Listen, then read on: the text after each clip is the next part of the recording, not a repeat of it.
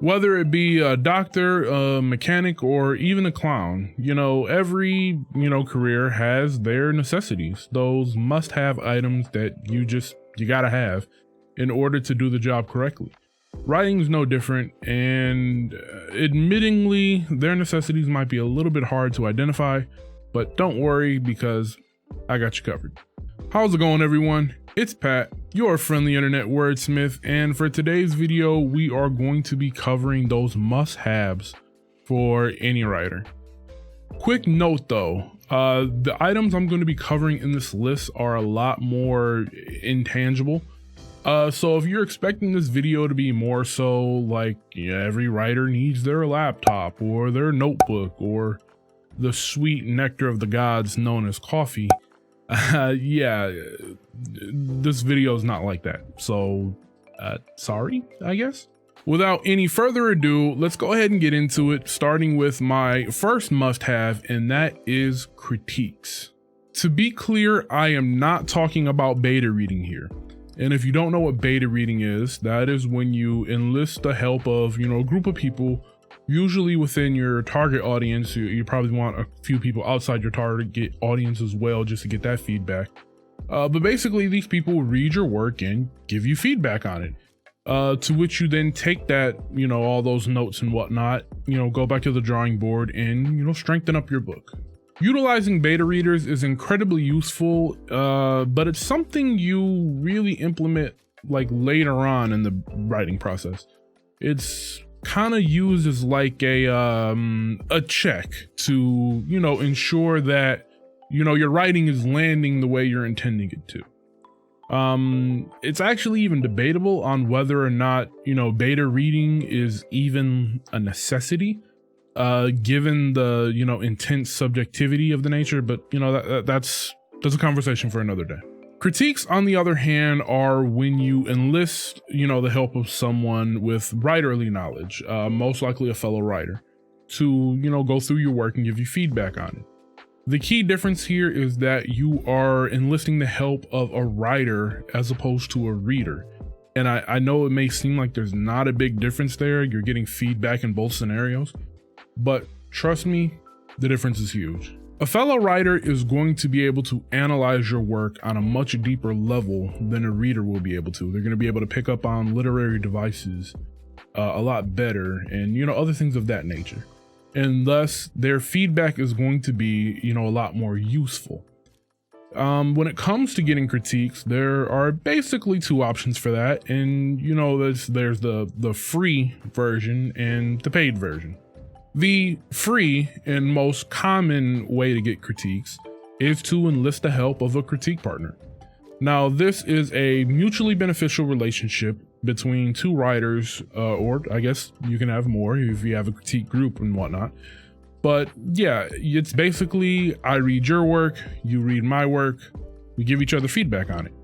All this method really requires is, time and, other writers you work well with. The paid route is exactly what it sounds like. This is when you hire someone to read and critique your work. Now, this, as you can imagine, this is going to require considerably less effort on your part. But the trade-off here is that, it's going to cost you money. And the amount of this varies greatly depending on a number of factors. It depends on the critiquer's rates, whether or not you need a rush order, the length of your work. There's a lot of stuff that goes into determining this price. Both methods are equally valid, and I use both. If you're looking for a critique partner, social media is going to be your best bet, especially in today's climate when, we all need to be, responsibly social distancing and all that good stuff. I was able to find my critique partner via Twitter. More specifically, I ran across a writer doing an online meet and greet kind of thing. And, they were hosting, everyone was connecting, partnering up, and, that's how I was able to find my critique partner. If you're looking for a paid critique, well, you're in luck because I'm going to be giving you my go-to for paid critique services. Her name is Samantha Cassay, and you can find her website, down below in the description. And obviously at her website, you can find all the finer details of, all the services she offers. Sam is a fantastic writer, and her critiques are nothing short of phenomenal. She has a keen eye for detail and is excellent at delivering criticism in a way that is both concise and constructive without feeling like you're being coddled or, she's being too harsh. In all honesty, my novel it just wouldn't be where it is today without her. In short, she is awesome, and if you're looking for a paid critique, I cannot recommend Sam enough. Seriously, she is amazing. On to must-have number 2. You gotta have a support system. Now, I'm gonna warn you before we get into this one, it might punch you in the feels, and if it does, I apologize for that. But we all need cheerleaders, and by that I mean, someone in our corner that's, offering up support and, motivation, positive vibes, all that good stuff. Writing, like many other creative professions, is, for lack of a better word, it's a fickle whore. Now, I love writing. I love pretty much everything about writing. I love, coming up with characters, making my own worlds, sending them on quests, having them fall in love. I mean, shit, I even love researching so that I can write stories. I love storytelling, is the short of that.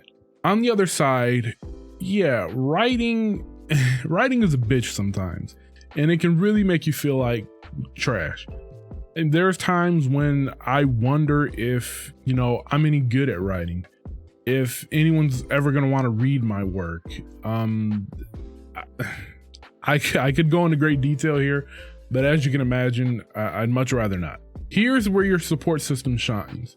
And to be clear, I'm not saying that, you should surround yourself with people who are just there to blow smoke up your ass. Yeah, they're not there to, sugarcoat everything and just lie to you and tell you you're going to be better than Stephen King. And yeah, that's not what your support system's there for. A good support system is there to help you, keep going when you feel like you're not good enough to keep going.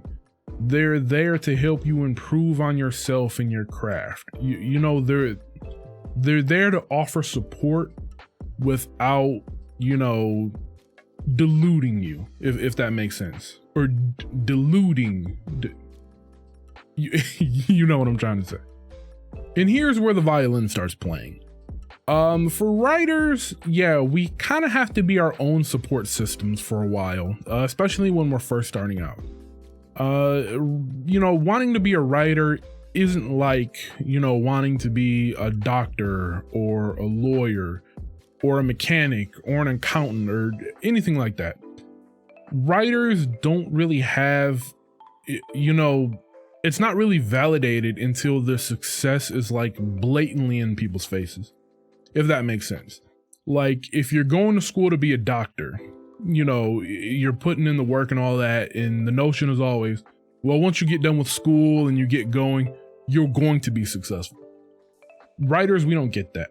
When we say we want to be an author and, we want to write, this is what we want to do, oftentimes we're laughed at and told that we need to focus on getting a real job. This is something that I struggled with a lot for a while. When I first went off to college, I fully intended on being a mechanical engineer, and I only ever wrote like in my spare time as a hobby because, this was the smart decision and what would be best for my career. Even in high school, I took vocational courses that were gearing me towards, becoming an engineer.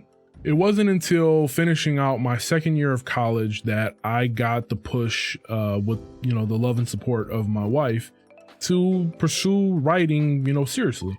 And I remember it very vividly. I had, just completed, my required, these were the math courses that were required in order for me to graduate. Like I had to take these. And I only got through them because my wife was tutoring me in math. And yeah, even then I only got a B. Oh, and don't worry, I tutored her in English, she tutored me in math, so everything balanced out there. real relationship goals. Anywho, I remember talking to my wife and, I remember telling her that I could do it. If I put my mind to it, I could learn the math. It would be very difficult, not gonna lie. My brain just, I'm an English guy. My brain is not meant for complex math, but I'm a firm believer in that I can learn it. I can do it. If I put my mind to it, I could be an engineer. But I would hate the journey would suck ass and I would hate it. But most importantly though, I was terrified that if I went down this path, I was going to be sitting at my desk one day and just fucking miserable and feeling like I wasted my life doing something that I just really didn't enjoy. Sure, I'd be successful. Engineers, on average, tend to, they live very well.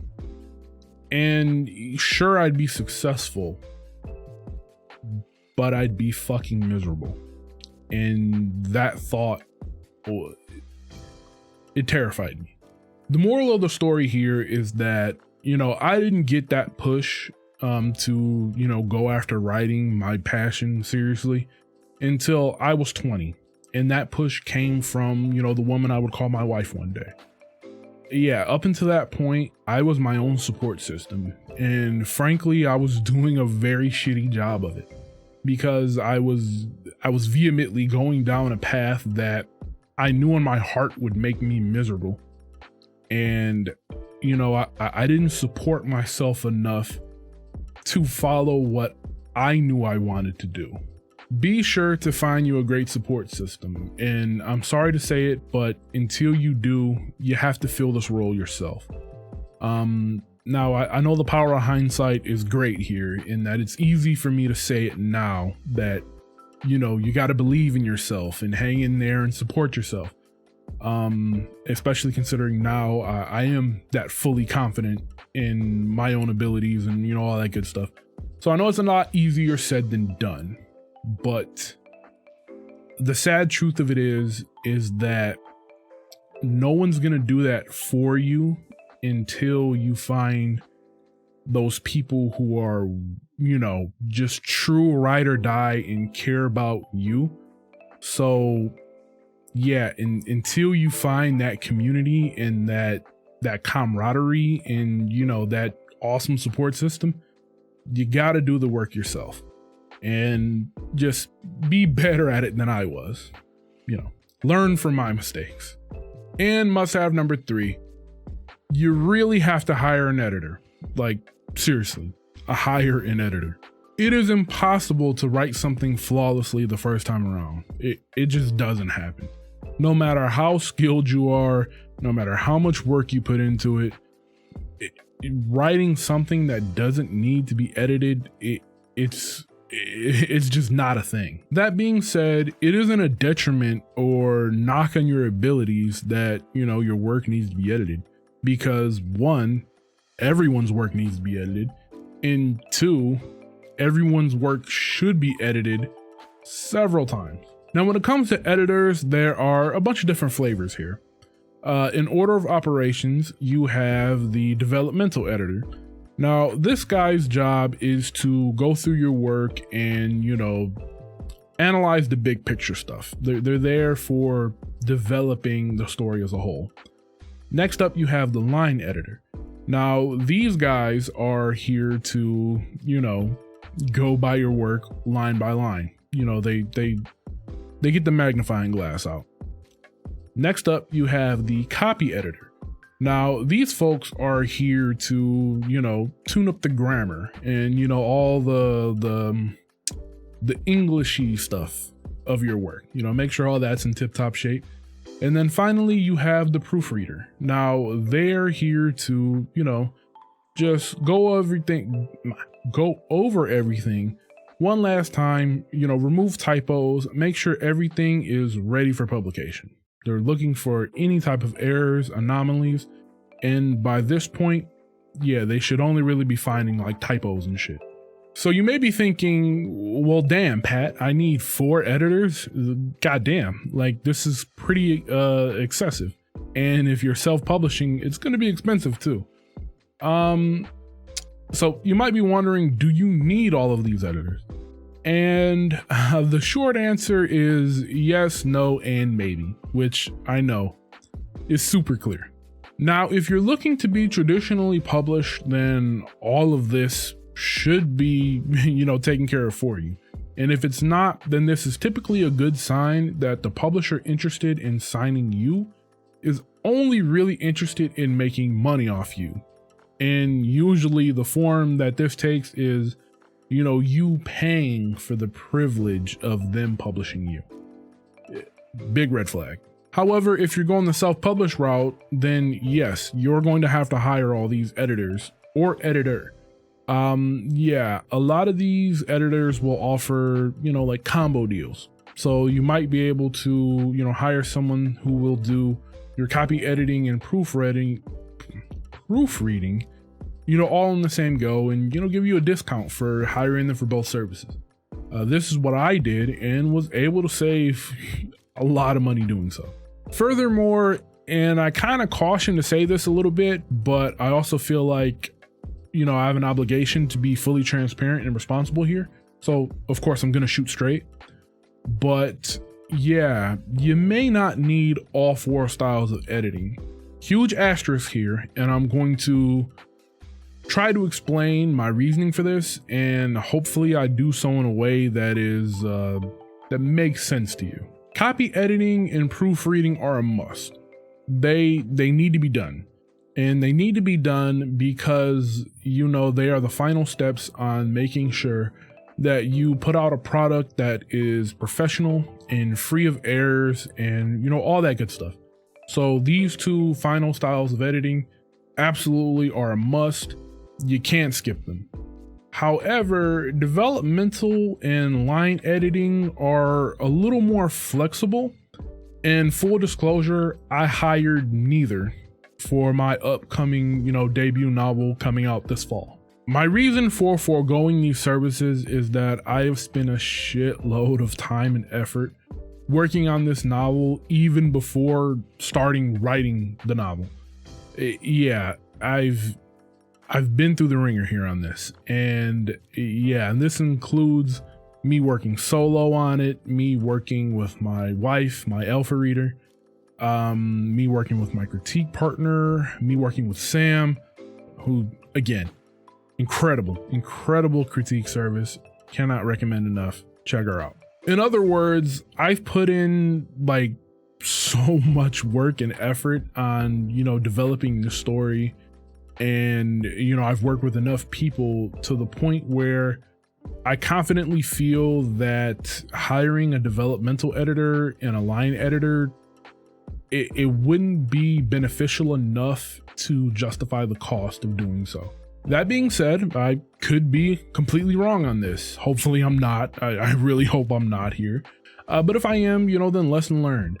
And yeah, the bottom line here is that you need to be that judge for yourself and determine whether or not hiring a developmental or line editor, is really beneficial to you.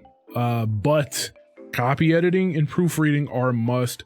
Do not skimp on those. And that's going to do it for this one, guys. I know I usually do like 5-item list kind of videos here. But yeah, I was writing the script for this and I'm like, damn, this is getting fucking long. So, that usually means the video is going to be longer because longer script, longer video. And I really wanted to keep this under 15 minutes for you guys. So hopefully we made it. Nope. Before I sign off, I do have a quick announcement to make, and that is that the giveaway contest has ended. Big congratulations to Owls who, came in and successfully guessed my system's name, which is Lyra, if you guys haven't, skimmed the comments and whatnot. But thank you guys for your support, and I will catch you in the next video. Thanks for kicking it with us. If you had a good time, go ahead and slap that like button. And if you're new, consider subscribing, because we do this every week. Of course, you're going to want to hit that bell too, so you never miss an upload.